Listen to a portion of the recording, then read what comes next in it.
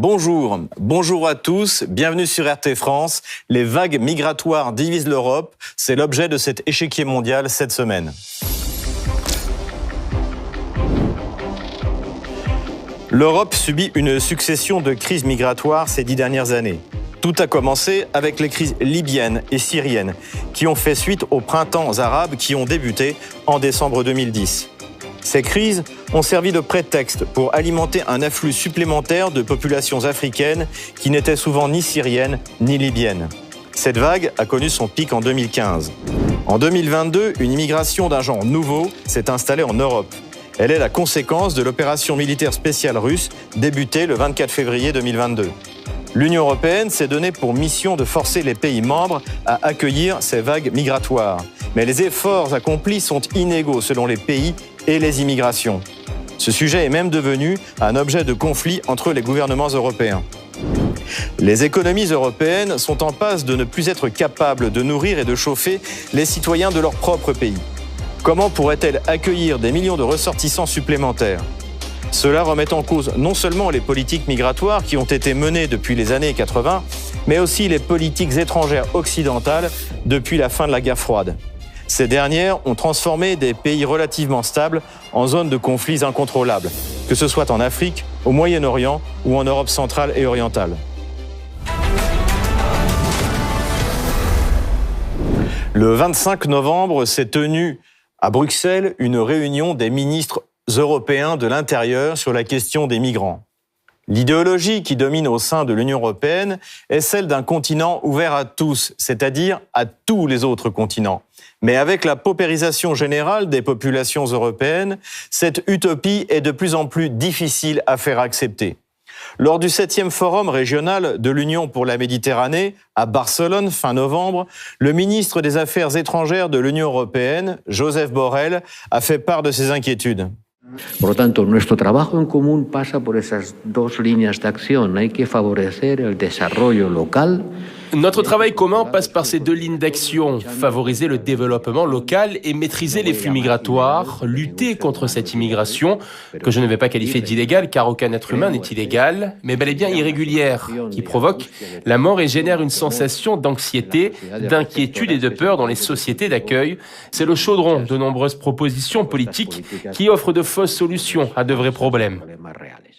Les vagues migratoires successives ont en effet amené au pouvoir en Europe des partis considérés par les partis progressistes au mieux comme des xénophobes, au pire comme des fascistes. C'est ce qui s'est passé en Italie. Souvenons-nous des gros titres de la presse française au moment de l'arrivée au pouvoir de Giorgia Meloni, notamment dans l'Express début novembre. Le spectre du fascisme hante l'Italie. Il y a 100 ans, Benito Mussolini faisait entrer ses colonnes de chemises noires dans la capitale italienne. Un siècle plus tard, presque jour pour jour, le parti de Giorgia Meloni, issu des mouvances post-fascistes, a pris la tête du gouvernement italien. Le terme de fasciste pour Giorgia Meloni est largement exagéré. Mais cette dernière a effectivement refusé quelques jours plus tard l'accostage du navire de migrants, l'Océan Viking. Elle a d'ailleurs parfaitement assumé sa décision. Quello che noi abbiamo rivendicato, ne abbiamo parlato nella scorsa conferenza stampa. Ce que nous avons déjà dit, nous en avons parlé lors d'une conférence de presse précédente lorsqu'il y avait un problème avec l'Ocean Viking. C'est que l'Italie ne peut pas être le seul port de débarquement en Europe. Croyez-vous que c'est juste que l'Italie soit le seul port de débarquement en Europe ? Ce n'est plus un sujet lié uniquement à la gestion des routes migratoires. C'est plutôt une question qui concerne le rôle de l'Italie au sein de l'Union européenne. Cette politique a cependant fortement irrité le ministre de l'Intérieur français, Gérard Darmanin, qui n'a pas hésité en s'en prenant à un député du Rassemblement national lors de la séance à l'Assemblée, à qualifier l'Italie de pays ennemi de la France. Je suis très étonné de la part de députés qui se disent nationaux ou patriotes, que vous préférez attaquer le gouvernement plutôt que vos amis italiens. Vous n'êtes pas toujours patriote lorsqu'il faut vous allier avec les ennemis de ceux qui attaquent la France en ce moment. La rhétorique humaniste mise à part, avec 2,3 millions de chômeurs et l'explosion de la facture énergétique, l'économie chancelante de la France n'est tout simplement plus capable d'absorber de nouvelles vagues migratoires, d'où qu'elles viennent. Gérard Darmanin a cependant mis en avant le droit international pour justifier l'acceptation de l'Océan Viking dans un port français. Nous avons respecté le droit international, nous avons accueilli ces bateaux. Ensuite, le ministre de l'Intérieur et ses services respectent l'état de droit et le droit tout court. Et le juge des libertés de la détention, effectivement, a permis de sortir, si j'ose dire, ces personnes de cette zone d'attente. Nous devons changer le droit et c'est justement ce que nous allons faire dans la loi immigration. Le problème de l'immigration en Europe dépasse largement la dispute entre la France et l'Italie. La moindre crise a des conséquences de plus en plus graves. Les flux migratoires en provenance de la mer Méditerranée sont en effet impressionnants. Comme le montre cette carte produite par l'Organisation internationale pour les migrations en 2015, au moment du pic de la crise syrienne. Près de 630 000 arrivées en Grèce, plus de 140 000 en Italie, et tout cela à un coût humain avec plus de 3 423 morts. La majorité dans la zone entre l'Italie et le nord de l'Afrique. Si le ministre de l'Intérieur français reproche à Rome de ne pas accepter les bateaux de migrants africains, entre Paris et Londres, c'est la situation inverse. La France n'est souvent qu'un pays de transit pour des populations qui cherchent en priorité à rejoindre notre voisin d'outre-Manche. Un accord a été conclu entre la France et l'Angleterre à ce sujet le 14 novembre dernier, comme le relate Le Point. Migrants, un nouvel accord signé entre Paris et Londres. C'est une source de tension régulière entre Paris et Londres depuis plusieurs années. La France et le Royaume-Uni ont signé, lundi 14 novembre, un nouvel accord pour lutter ensemble contre les traversées de migrants dans la Manche. Cet accord prévoit notamment que les Britanniques versent 72,2 millions d'euros en 2022-2023 à la France qui, en contrepartie, augmentera de 40% ses forces de sécurité, 350 policiers et gendarmes supplémentaires, dont des réservistes, sur ces plages d'où partent les migrants à destination du Royaume-Uni.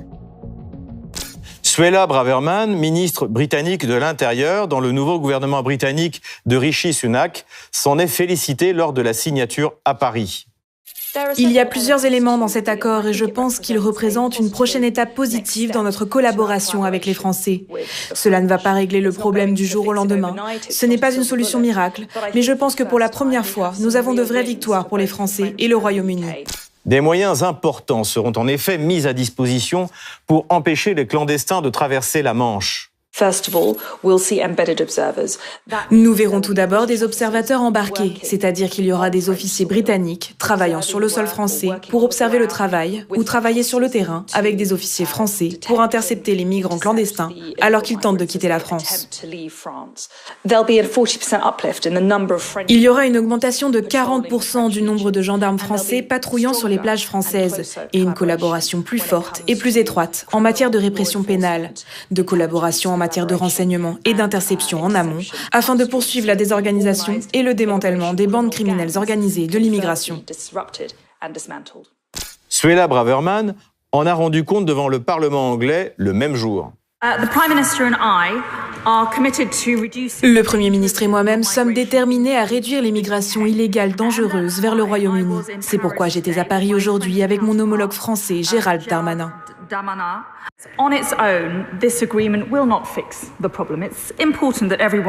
À lui seul, cet accord ne réglera pas le problème. Il est important que tout le monde soit clair à ce sujet. Mais je suis très fière de la coopération que le Royaume-Uni et la France ont menée ces dernières années. L'Europe est donc plus que jamais en train de se débattre face aux vagues migratoires successives traversant la Méditerranée.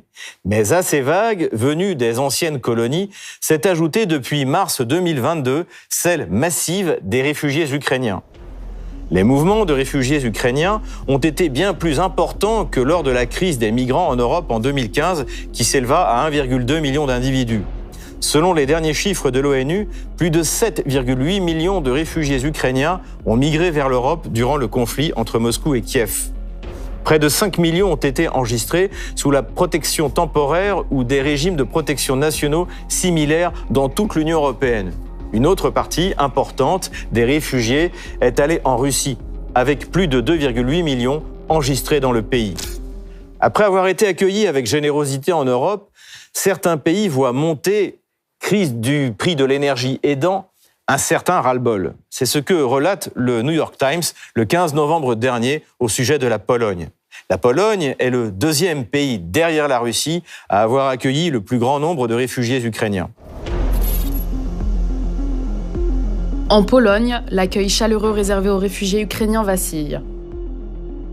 Les explosions de sentiments anti-ukrainiens de la part d'une minorité agressive et bruyante soulignent les signes qui montrent qu'à mesure que la guerre en Ukraine s'éternise, la lassitude et, dans certains quartiers, la colère s'installe. Les Polonais se tournant de plus en plus vers leurs propres problèmes, à un moment où l'inflation est en hausse et avoisine désormais les 18%, alors même que la Pologne doit faire face à un nouvel afflux en provenance de ce pays déchiré par la guerre. Car les économies européennes, touchées de plein fouet par l'inflation et la crise énergétique, ne sont plus capables d'assumer un tel flux. Selon Hans Kluge, directeur régional de l'Organisation mondiale de la santé, 2 à 3 millions supplémentaires d'Ukrainiens pourraient fuir le froid cet hiver. C'est ce qu'il a déclaré lors d'une conférence de presse tenue à Kiev le 21 novembre dernier. Cet hiver mettra la vie de millions de personnes en Ukraine en danger. La crise énergétique dévastatrice, l'aggravation de l'urgence en matière de santé mentale, les contraintes sur l'accès humanitaire et le risque d'infection virale feront de cet hiver une épreuve redoutable pour le système de santé ukrainien et le peuple ukrainien, mais aussi pour le monde et son engagement à soutenir l'Ukraine. La priorité donnée depuis mars 2022 à l'Ukraine inquiète les pays du Sud, partenaires de l'Union européenne pour régler la crise migratoire. Joseph Borrell a tenu le 24 novembre, lors du Forum sur la Méditerranée, un discours qui visait à rassurer les pays du continent africain. Estamos preocupados y ocupados por lo que ocurre en Ucrania, pero eso no disminuye nuestra atención y nuestro compromiso. Nous sommes inquiets et préoccupés par ce qui se passe en Ukraine, mais cela ne réduit pas notre attention et notre engagement envers nos amis et partenaires du Sud. Cette préoccupation avec le Sud nous oblige à reconnaître que le fossé entre les deux rives de la Méditerranée, dont j'ai parlé l'année dernière ici à Barcelone, ce fossé énorme qui sépare deux rives, qui devient de plus en plus inégalitaire, n'a pas été fermé. Une solution en amont de ces crises migratoires successives serait de changer radicalement la politique extérieure des pays occidentaux. Car lorsque l'on observe l'origine des vagues migratoires, on s'aperçoit qu'elles sont toutes liées aux tentatives de renversement d'États souverains. Que ces tentatives réussissent ou non. En 2011, contre la Libye du colonel Kadhafi, c'est alors Nicolas Sarkozy qui est président. En accord avec nos partenaires, nos forces aériennes s'opposeront à toute agression des avions du colonel Kadhafi contre la population de Benghazi. D'ores et déjà, nos avions empêchent les attaques aériennes sur la ville. D'autres avions français sont prêts à intervenir contre des blindés qui menaceraient des civils désarmés. Les Occidentaux dépassent largement le mandat onusien. Mouammar Kadhafi est assassiné et la Libye bascule dans une anarchie dont elle n'est toujours pas sortie. Un an après, c'est François Hollande qui décide de s'en prendre cette fois à la Syrie de Bachar el-Assad. Le 29 mai 2012, le président de l'époque est invité sur le plateau de France 2. Interrogé par David Pujadas sur une possible opération militaire au sol, voici ce que François Hollande avait répondu. Elle n'est pas exclue à condition qu'elle se fasse dans le respect du droit international, c'est-à-dire par une délibération du Conseil de sécurité. À moi et à d'autres de convaincre Russes et Chinois. Le soutien de la Russie a permis à Bachar el-Assad de conserver le pouvoir, mais les tentatives occidentales ont déstabilisé durablement le pays. C'est aussi le gouvernement de François Hollande qui soutient la révolution de Maïdan, après avoir pourtant fait signer un accord de sortie de crise au président Yanukovych. Souvenez-vous. Ukraine, Fabius salue la sortie de crise. Laurent Fabius, qui est en déplacement à Pékin, a salué une sortie de crise en Ukraine, obtenue alors que Kiev était le théâtre d'un bain de sang. C'est le mieux qu'on pouvait espérer, a déclaré aux journalistes le chef de la diplomatie française. L'accord ne tiendra pas plus de 24 heures. Et faute de soutien des signataires, dont le ministre des Affaires étrangères Laurent Fabius, le président Yanukovych finit par s'enfuir pour ne pas être assassiné. L'Ukraine bascula immédiatement dans la guerre civile. Pour poursuivre cette analyse, j'accueille notre invité. Bonjour Massimo Nava. Bonjour. Vous êtes italien, éditorialiste au Corriere della Sera, un quotidien italien publié à Milan, le plus diffusé dans le pays. Bienvenue sur RT France. Merci à vous.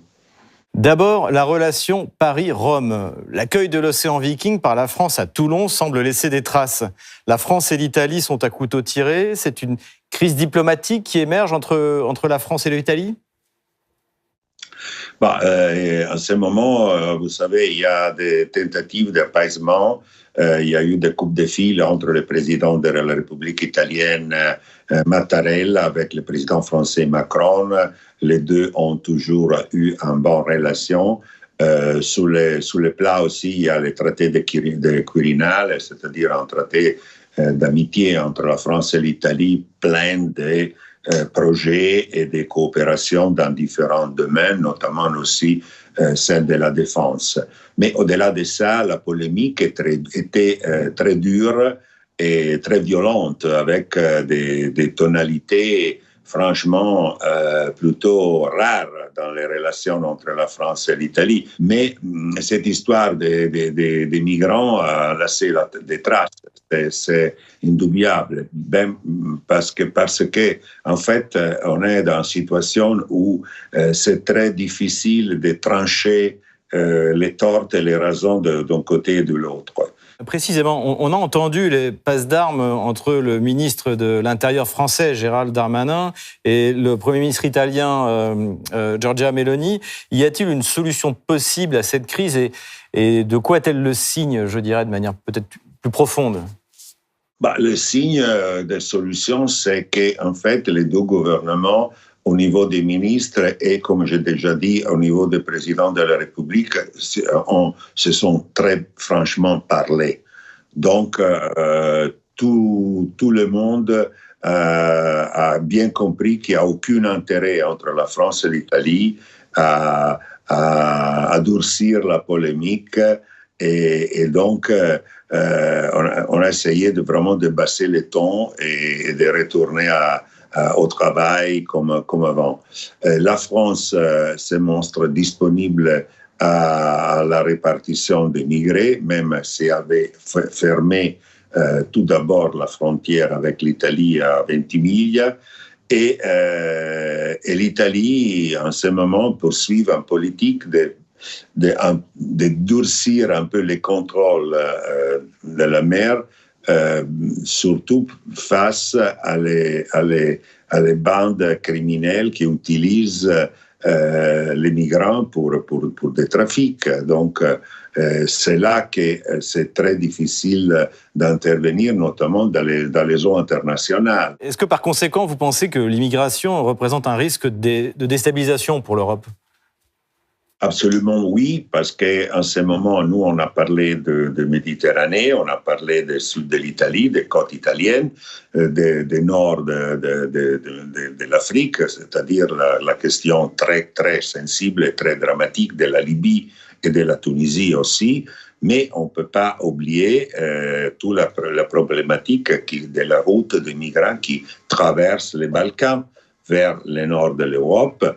Et notamment, sont des réfugiés qui arrivent de la Syrie, de l'Afghanistan, de beaucoup d'autres pays de l'Asie centrale qui sont en guerre, en difficulté, ou sont aussi des migrants économiques dans une situation très, très dure. En plus, on ne doit pas oublier, mais c'est aujourd'hui le jeu majeur, c'est la question de l'Ukraine.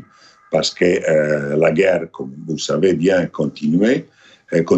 Donc, l'Ukraine, on parle de millions désormais de déplacés et de réfugiés à l'extérieur du pays.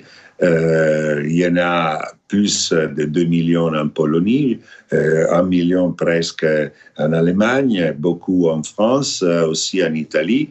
Donc, il y a une vague de migrantes, c'est-à-dire des réfugiés de la guerre ukrainienne qui traverse l'Europe.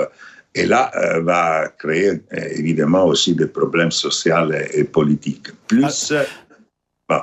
Oui, juste, voilà, je voudrais rebondir sur ce que vous disiez, parce que à cause de ça, en plus de ça, s'ajoute la crise énergétique qui est en train de frapper toute l'Europe. Si, la crise énergétique, pas seulement pour les problèmes des tarifs qui sont exorbitants. En ce moment, le président Macron rencontre à Washington le président américain et le président français a dit clairement qu'il y a aussi un déséquilibre entre les coûts des sanctions et les coûts énergétiques par rapport entre l'Europe, et les États-Unis. En ce moment, c'est clair que les États-Unis profitent un peu de la situation. Par contre, l'Europe a une inflation très dure et paye l'énergie beaucoup plus qu'ailleurs. Donc, il faut trouver un accord de majeure solidarité. Ce n'est pas seulement la solidarité politique face à l'agression russe ou la solidarité à l'intérieur de l'OTAN qui compte, il y a aussi un problème économique, financier et aussi commercial. Parce que les États-Unis, vous savez, ont fait un plan de subventions pour l'économie verte. C'est un financement, un investissement de plus de 390 milliards de dollars qui, en fait, se traduit à des mesures, entre guillemets, protectionnistes de l'industrie et de l'économie américaine et qui pénalisent beaucoup l'Europe. Giorgia Meloni reprochait à la France récemment de ne pas prendre sa part dans l'accueil des migrants. Et elle n'est pas la seule. Selon le magazine allemand Bild, la France n'a pas rempli sa part non plus dans l'accueil des migrants ukrainiens, puisqu'avec 115 000, on en a moins accueillis que le simple Land de Bavière. Comment est-ce que vous expliquez cela ? En fait, je pense que les seuls pays en ce moment en Europe, pas seulement aujourd'hui, mais aussi dans le passé, notamment à l'époque d'Angela Merkel avec les réfugiés syriens, les seuls pays européens qui appliquent vraiment une politique claire, transparente, solidaire face aux problèmes de l'immigration, c'est justement l'Allemagne. Tous les autres pays ont quand même des problèmes, des difficultés et des ambiguïtés d'attitude qui sont créées par le fait que l'opinion publique à l'intérieur pose des problèmes à les gouvernements. Et donc, pour des questions de conformisme et d'opportunités politiques, on oublie le devoir de solidarité face à les gens qui fuient de la guerre, de la carestie, de la famine. Et c'est évident que nous, les Européens, on ne peut pas accueillir tout le monde. Et ça, c'est un fait, c'est une banalité. Mais le devoir de solidarité, c'est quand même un principe très important, surtout parce que en plus, les guerres, notamment dans le nord de la Méditerranée, c'est pas la faute des Africains, c'est plutôt la faute des Européens. Je pense toujours à la crise libyenne. Tout à fait. Est-ce que l'Union européenne n'a pas échoué dans ce domaine en n'obtenant pas de consensus de pays comme la Hongrie ou la Pologne, par exemple ? Là, sous la Pologne et l'Hongrie, il y a un peu d'ambiguïté, en fait. La Pologne s'est montrée très ouverte face à l'Ukraine pour des raisons évidentes et plutôt dure face à l'immigration en général. Et l'Hongrie a fait la même chose, en fait. Et les Balkans aussi. Donc, il y a aussi deux poids, deux mesures face à l'immigration. Et il y a aussi une discrimination entre différentes vagues d'immigrés. Et ça, c'est aussi plutôt intolérable, je pense. Parce que, en fait, on ne peut pas dire, bon, tu es blanche et chrétienne, alors je t'accueille. Et tu es noir et musulman, je te laisse mourir dans la mer. Et ça, c'est intolérable, je pense. Merci, Massimo Nava. Merci à vous. Bon travail. Merci pour votre intervention. Je rappelle que vous êtes éditorialiste au Corriere della Sera, le quotidien le plus diffusé en Italie. À très bientôt sur RT France. Comme chaque semaine, on termine cette émission avec vos questions.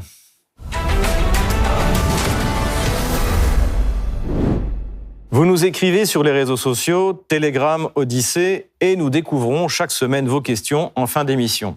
Première question, celle de David. Giorgia Meloni a raison. Est-ce à l'Italie ou à la Grèce de supporter toutes les vagues migratoires ? Quelle solidarité l'Europe peut-elle mettre en place ? Le problème qui se pose à l'Union européenne est ce qu'on appelle l'aléa moral. C'est-à-dire que pendant longtemps, les pays du sud de l'Europe s'en sont remis à Bruxelles en se disant d'une part que les migrants continueraient leur voyage vers la France, l'Allemagne ou l'Angleterre et qu'il ne s'agissait juste que de les laisser passer. Aujourd'hui, la situation a changé. Il n'y a aucune certitude que les clandestins quittent l'Italie ou la Grèce pour aller ailleurs. Aujourd'hui, l'UE est face à un choix cornélien.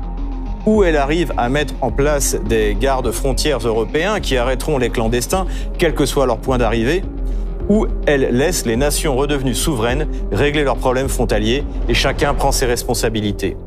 Combo nous a aussi envoyé un message, on va l'afficher.